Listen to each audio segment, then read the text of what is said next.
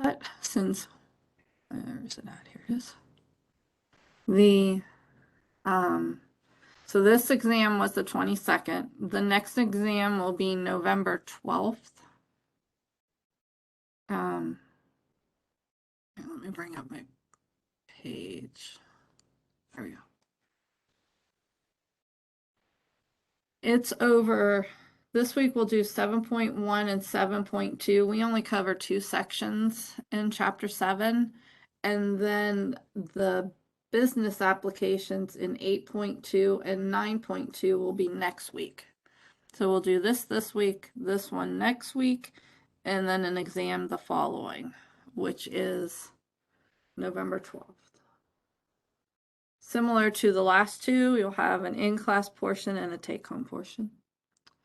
Final exam is Friday for this class, December 3rd from 2 to 4:30. And so that will be when we have the final exam. Any questions? And I forgot to, I didn't share. I hate when I do that. I'm recording though. Show.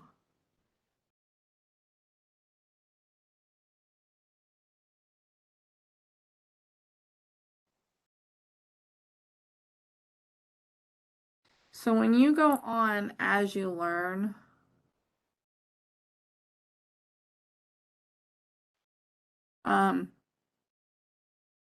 right at the top will be the exams and the final schedule. First one, this one on top's already done now. So we have an exam November 12th and a final. So they're right there at the top of As You Learn. That way you have it.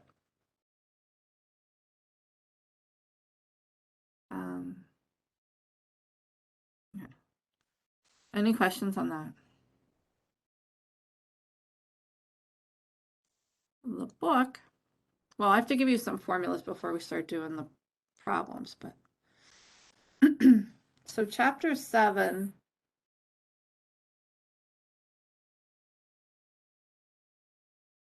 section 7.1 is all about derivatives. And the first section is just the basic derivative. You remember from the take-home exam, the last problem where there was 3 different problems. The limit as h approaches 0 with f of x plus h minus f of x all over h. Well, now we can do it a lot easier. So you could check those answers by what you learned today.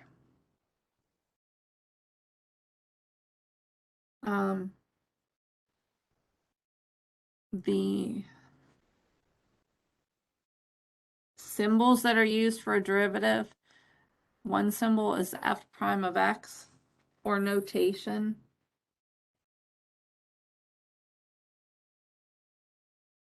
Another one is dy dx.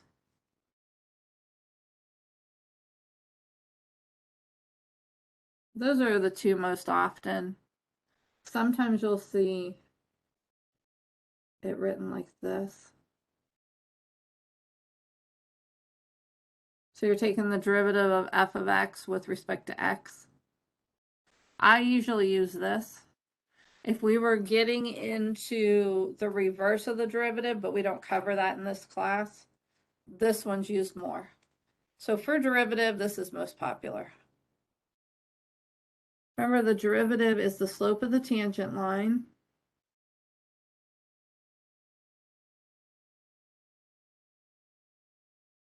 marginal cost, revenue, profit.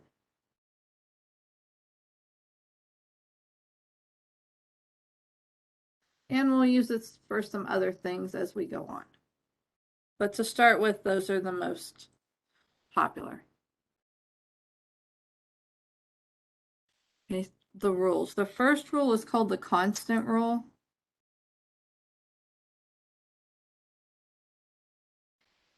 The constant rule is when you take the derivative of a constant. Constant does not have a variable, it's just a number. So if f of x equals any number, then f prime of x is 0. So k is any number. If f of x equals 5, then f prime is 0. If f of x equals a negative 1/2, still a number, then the derivative is 0. F of x equals pi. Pi is just a number. In fact, probably in middle school or high school, you had to memorize so many digits of pi for extra credit. So pi is just a number. The derivative is 0.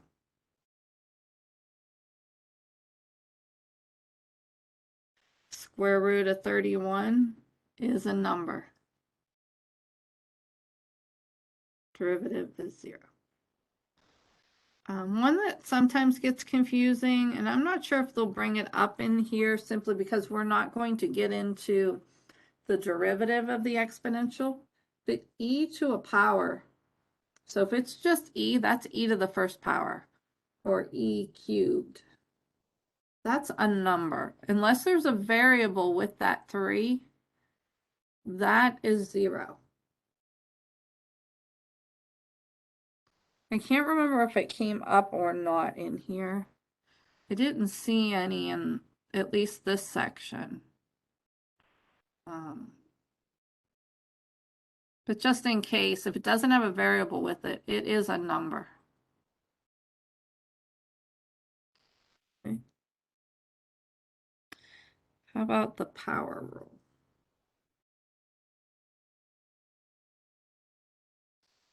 The power rule is when you have a variable to a power.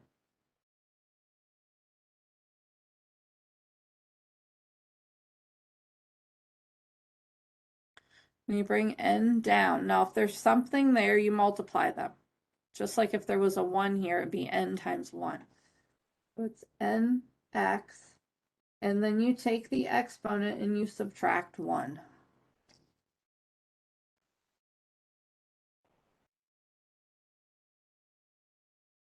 So if we had f of x equals x to the 4th power, bring our 4 down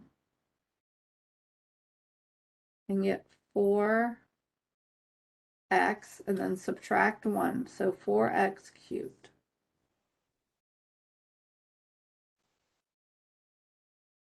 Any questions?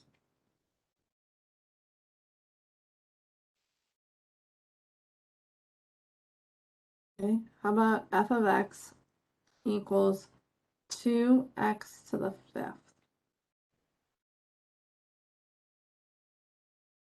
This is just multiplied times it. So when we bring it down, we multiply these. 5 times 2 is 10.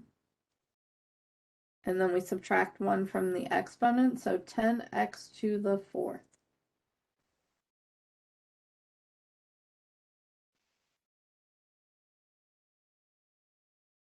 Any questions? Okay, let's try some more.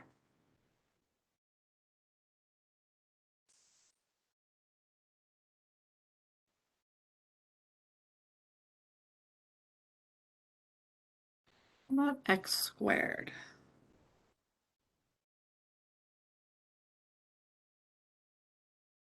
So 2 times 1 is 2. X, and when we subtract 1, we get x to the 1st power. Remember, x to the 1st, you don't have to show the 1, so it's just 2x.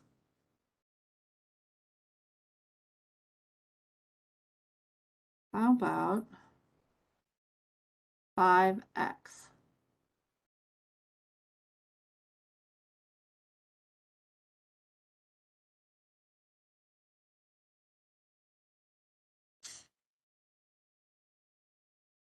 This is a 1 when there's no number.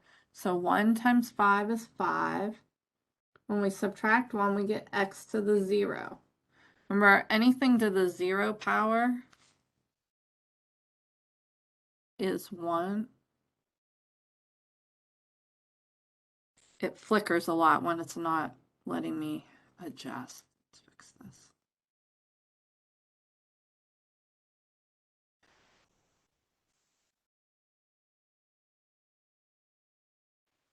So x to the 0 is 1.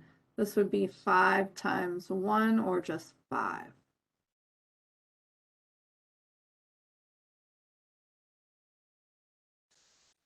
Okay, let's do another rule.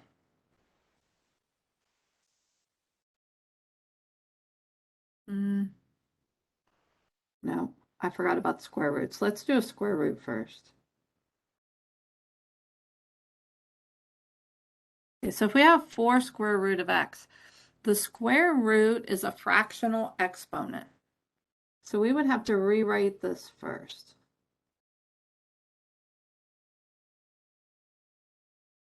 So a square root would be 1/2, a cubed root would be 1/3, and so on. Now we can take the derivative. 1/2 times 4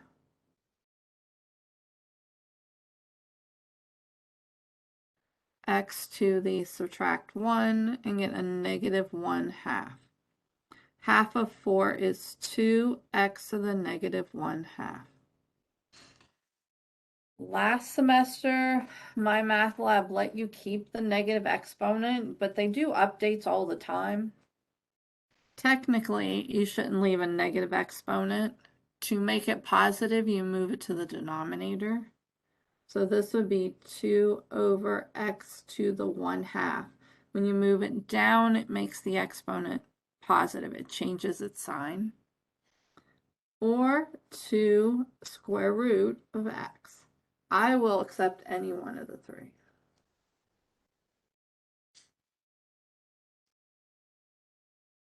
Any questions on that?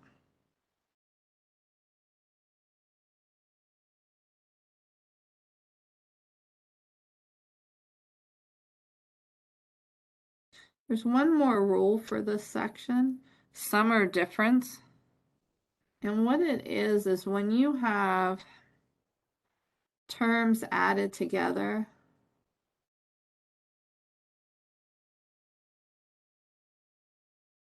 you can do each one individually. So we could take, to get the derivative of y, you can take the derivative of the first term, plus or minus the derivative of the second term, plus or minus the derivative of the third term. You can do each of them separately. So then we can start the problems over here. Because notice the terms are added and subtracted together. Everything we did before this was only one term. So if we look at the first one, y equals 12x cubed minus 8x squared plus 7x plus 5. From this rule, we can do each one of these separate. So 12x cubed. Bring the 3 down. 3 times 12, 36x. Subtract 1 from the exponent and get a 2. 2 times a negative 8 is a negative 16x. When I subtract 1, 2 minus 1 is x to the first. Of course, I don't have to show that 1. This one is a 1. 1 times 7 is 7x. When we subtract 1, we get 0. Of course, we don't need that part. And then constant, the first rule I gave you, the derivative of 5 is 0. Now I wrote those there, so then when I go back and look at it, I don't wonder where did the 5 go. So it's good to do little things like that, or maybe just put an arrow here with a 0 so you know it went to 0. So we have 36x squared minus 16x to the first plus 7. And that would be your derivative. Any questions on that? We'll do more.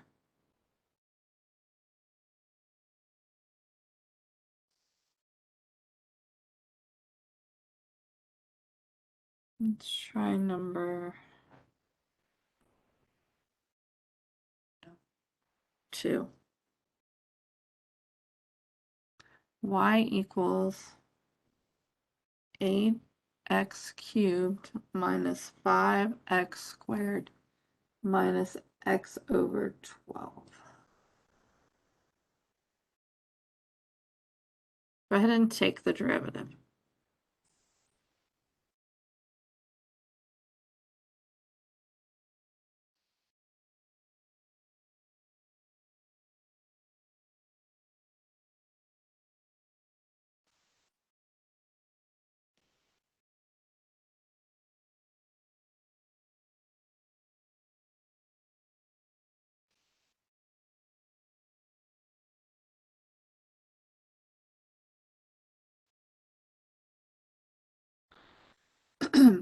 Three times 8, 24x, subtracting 1, 24x squared. And then 2 times the negative 5, negative 10x to the subtracting 1 first. Now, sometimes this gets confusing. You can do 1 times this 1 and get negative 1 over 12, and then it'd be x to the 0, so it'd be negative 1/12. An easier way of seeing that, this could be written as negative 1/12 x. That way, 1 times a negative 1/12 is a negative 1/12. Subtracting 1, x to the 0 drops off. So sometimes when it's written like this, to rewrite it like this helps. Any questions on that?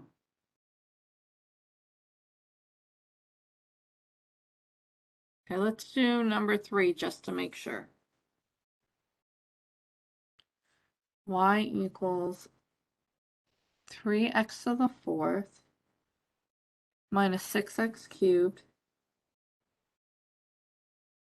plus, and you can get these right on, if you go on My Math Lab, when you click onto it, it's called e-text, and it'll bring the book up. X squared over 8 plus 5.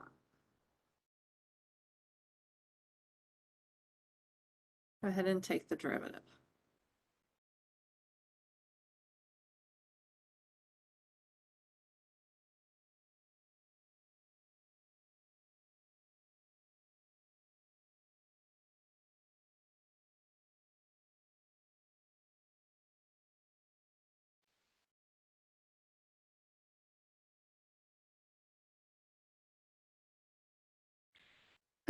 Four times 3. 12x cubed minus 18x squared.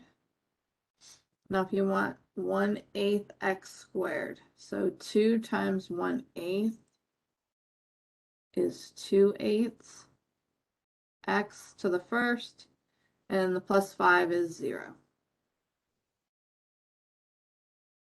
12x cubed minus 18x squared. 2/8 reduces to 1/4 x.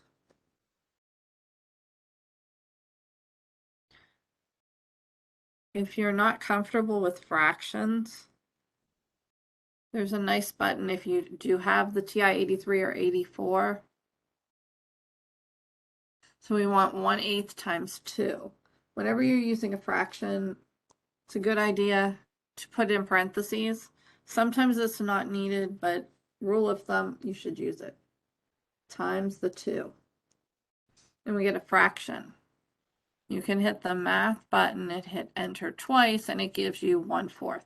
Now we know 0.25 is 1/4, but if it's a different decimal that you didn't know, if it can be written in a fraction, this will do it for you. So if we had 2/3, this decimal, and you weren't sure if it was 2/3 or not, you hit the math button and hit enter twice, and it gives you the fraction. Any questions on that? So if you're not comfortable with fractions, you can use that. Let's try another one. Let's try number 7. Y equals 8 square root of x plus 6 x to the 3/4.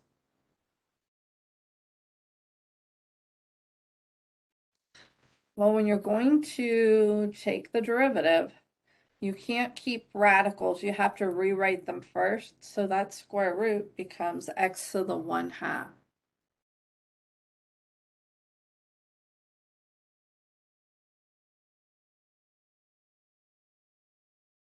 Then you can take your derivative.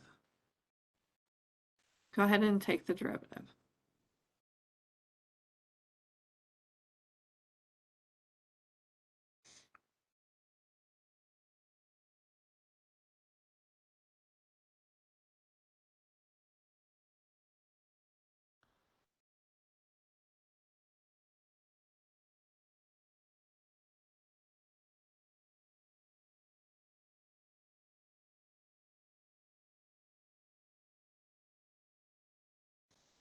So you get 4x 1/2 minus 1 is a negative 1/2 plus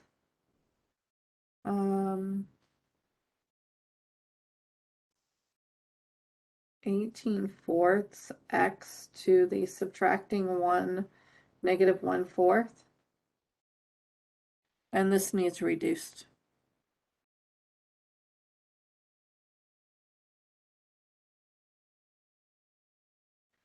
Four x to the negative 1/2 plus, this will reduce by 2, so it's a 9/2 x to the negative 1/4. Any questions on that?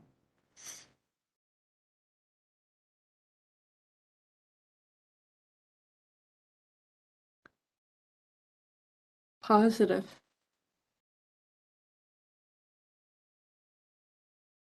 Let's try number 9. Y equals 10x to the negative. Nope, sorry, I was looking down one or up one. Number 9. I'll put this here.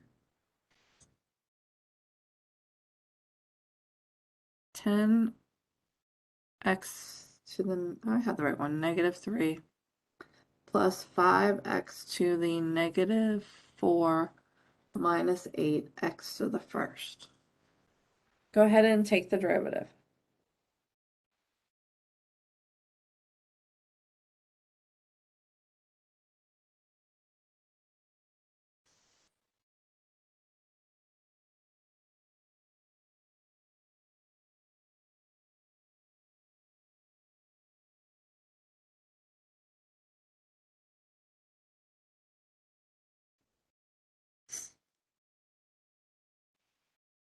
Negative 3 times 10 is a negative 30x, and then when we subtract 1, they're both negative, so it becomes a negative 4.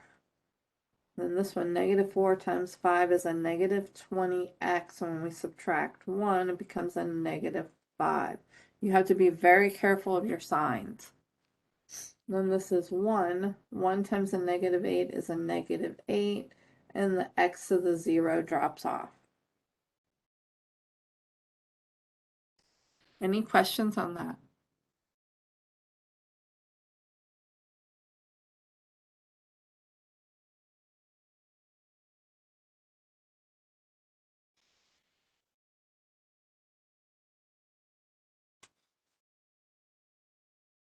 Let's try number 13.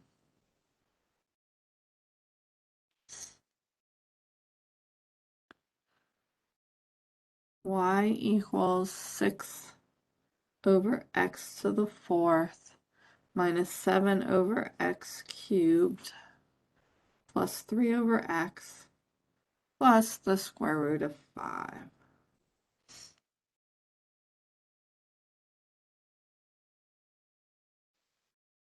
We didn't learn anything with fraction with an x on the denominator.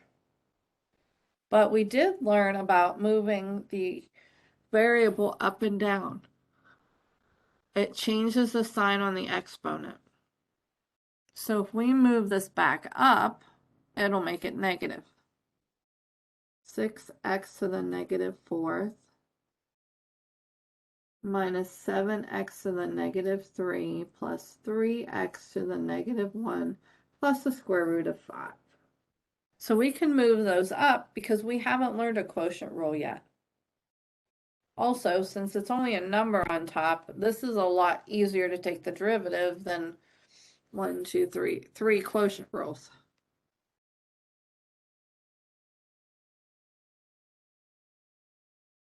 Go ahead and take the derivative.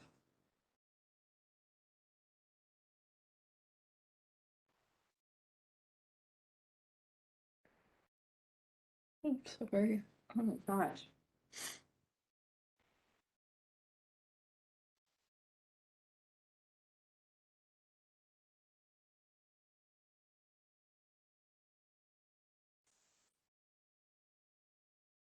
Taking the derivative, so you get a negative 24x to the negative 5, and then a positive 21 x to the negative 4 minus 3x to the negative 2, and this is a number, so a constant goes to 0. So this just drops off. Any questions?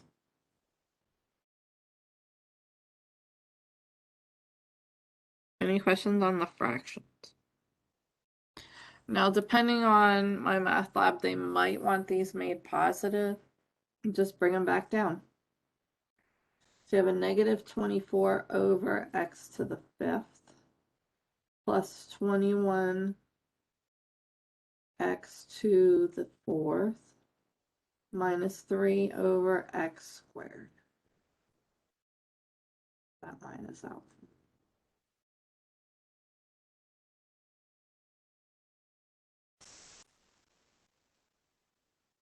I would accept either one.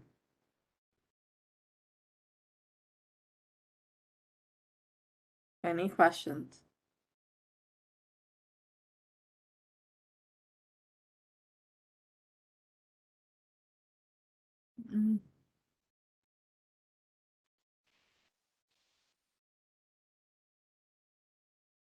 Number 17.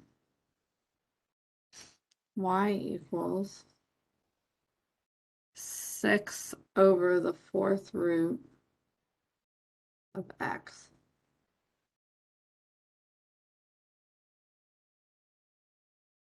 Well, the first thing we need to do is rewrite the radical. Since this is a 4th root, it becomes 6 over x to the 1/4.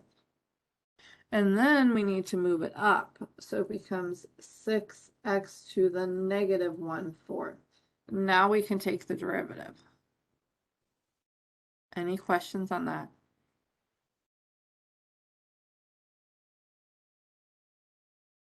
Go ahead and take the derivative.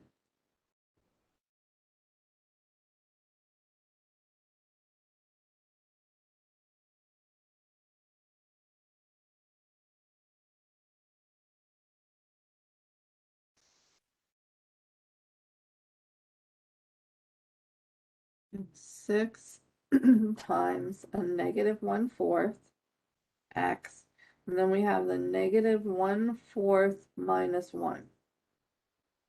Now it's up to you if you need to use your calculator, but this would be negative. Positive times a negative is a negative. This would be 6/4, which reduces by 2, so it's a negative 3/2 x. And then negative 1/4 minus 1 is a negative 5/4. Any questions on that?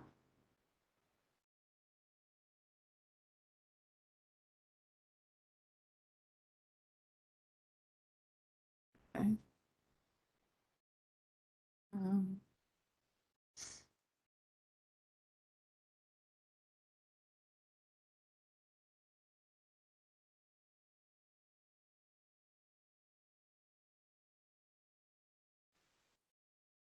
19.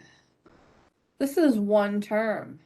Because of that division bar, it's not separate. So you haven't learned quotient rule. We'll learn how to do this without breaking it up next class. But the way it's written, it has to be broken up.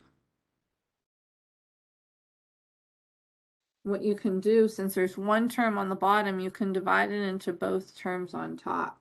So that would be x cubed over x plus 5 over x.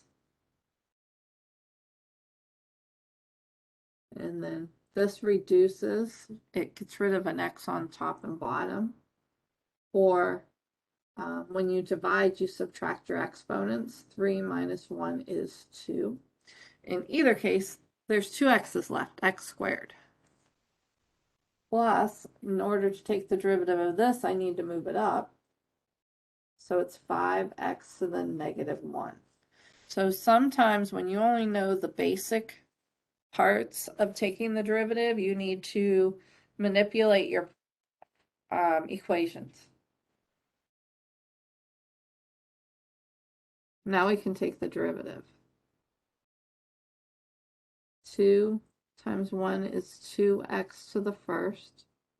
And then the negative 1 times 5 is a negative 5x. Subtracting 1, I get a negative 2. Any questions on that?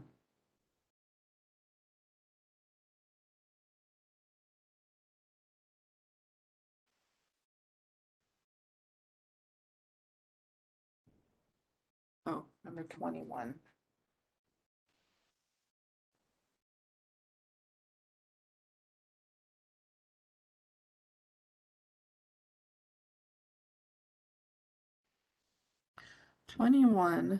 G of x equals 8x squared minus 4x quantity squared. Now this, when you have a quantity with more than one term inside it, that's called the power or the chain rule. But we don't get into the chain rule. But we can square this quantity. No, that doesn't mean square the first term and square the second term. It means to take it and FOIL it times itself.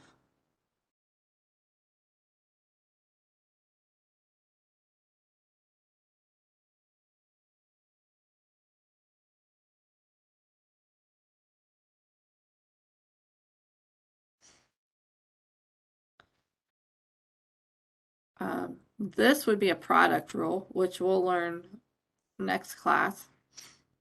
So in order to take our derivative, we need to FOIL this.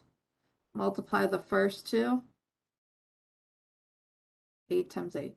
64x. Adding the exponents, we get 64x to the fourth. Then the outside,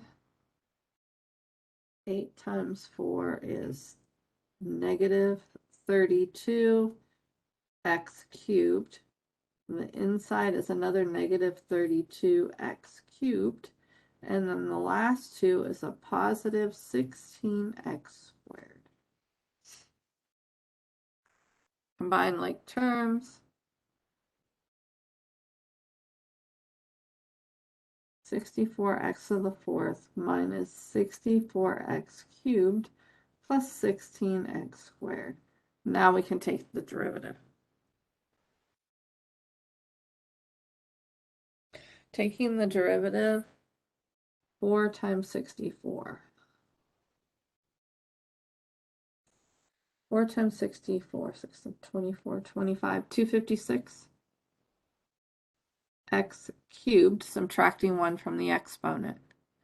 And then 3 times a negative 64 is negative 192x squared, subtracting 1 from the exponent. 2 times 16 is 32 x to the first. Any questions on that?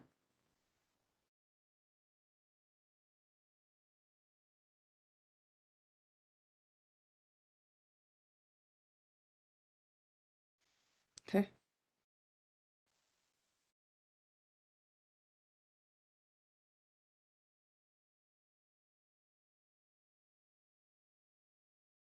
I'm going to do 31 and 32. On these, we want to find the slope of the tangent line and then the equation of the tangent line.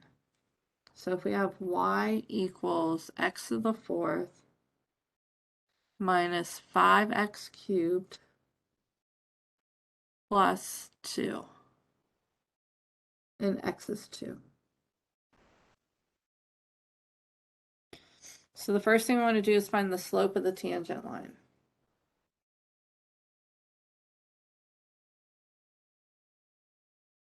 The slope of the tangent line is just the derivative, and then you plug in the x value. So go ahead and take the derivative.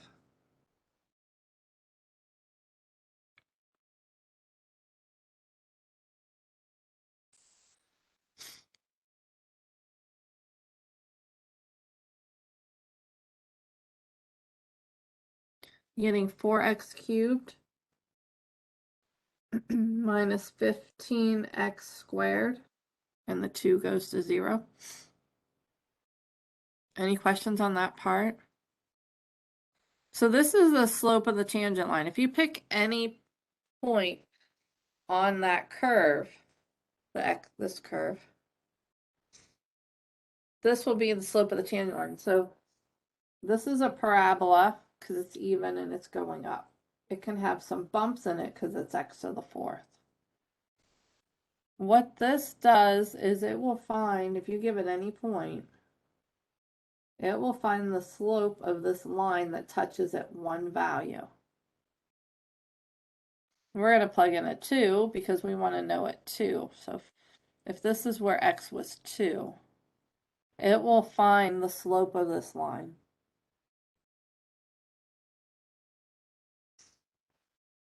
So we plug in 2.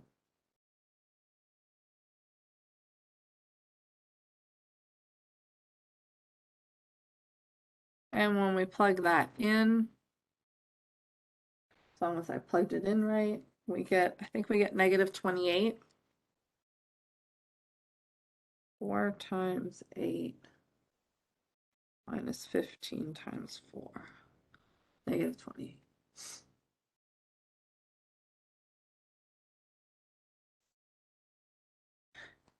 So this is the slope of the tangent line.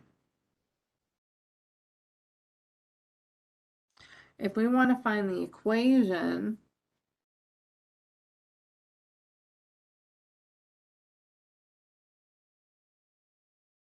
remember we use point slope, which means we have the x value, but we need the y value. So we know it's 2, we need to find y. Well, to find it, you plug it into the original equation. So we plug 2 in the original.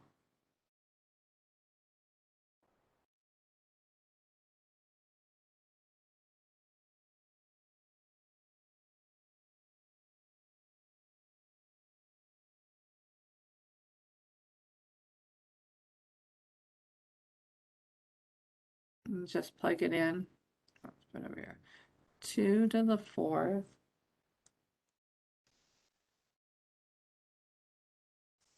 minus 5 to the third plus 2. No.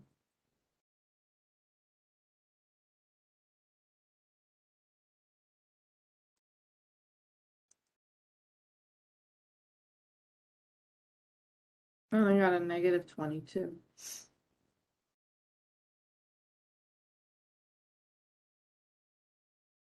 Any questions on that part? Then you plug in your point and your slope. Y minus a negative 20. What I said 23. Oh, 22. Equals the slope, which was a negative 28, x minus 2. This is going to be a plus. Negative 28 x. I always make you solve it for y. Negative is a positive 56. And then subtract the 22.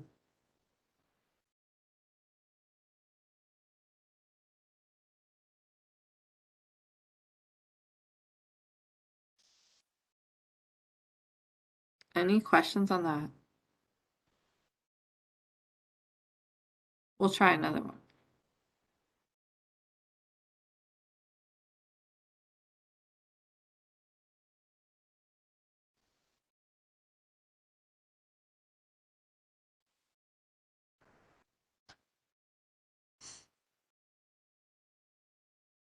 Number 32. Y equals a negative 3x to the fifth minus 8x cubed plus 4x squared at x equals 1. 3x to the fifth minus 8x cubed. Okay. So find the slope of the tangent line and the equation of the tangent line. Go ahead and find the slope of the tangent line, and then we'll check that before we go further.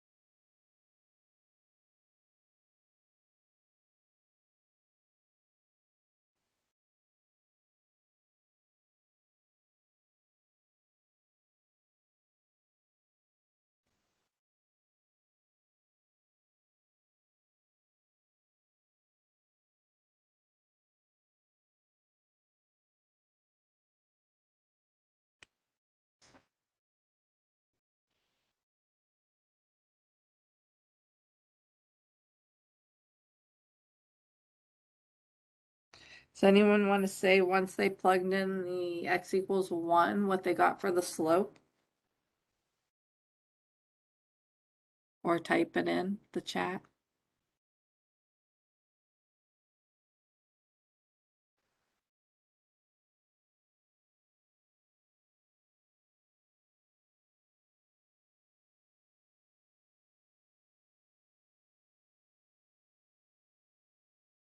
Should be getting a negative 31. When we take the derivative, you should have gotten 5 times a negative 3, negative 15x to the fourth, 3 times negative 8, negative 24x squared, plus 8x to the first.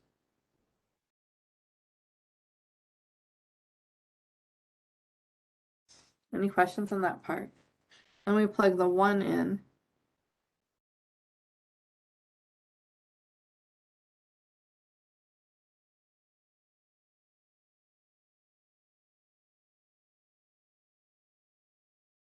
And we should get a negative 31.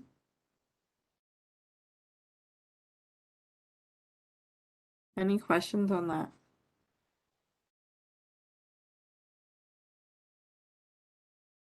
Okay, so that's the slope. We need to use y minus y1. So we need to find, we have the x value.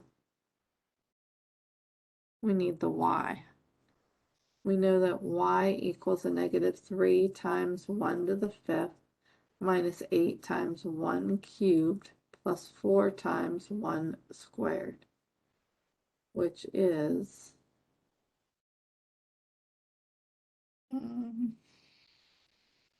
negative 7. This would be a negative 3, negative 8 plus 4. And is everyone getting negative 7?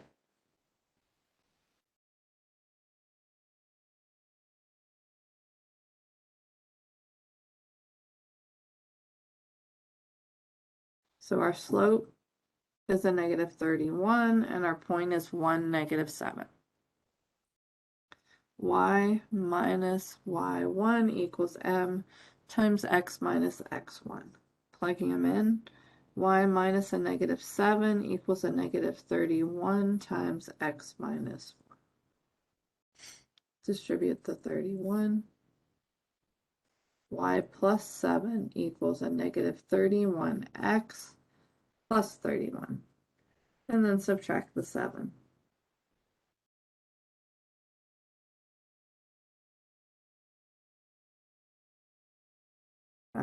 Subtracting the 7, we have a negative 31x plus 31 minus 7, 24.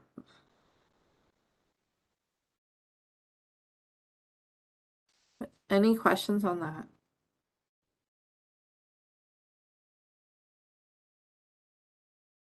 Positive.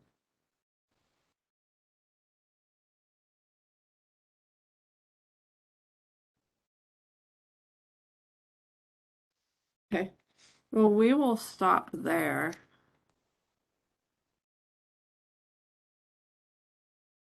Is there any questions on it?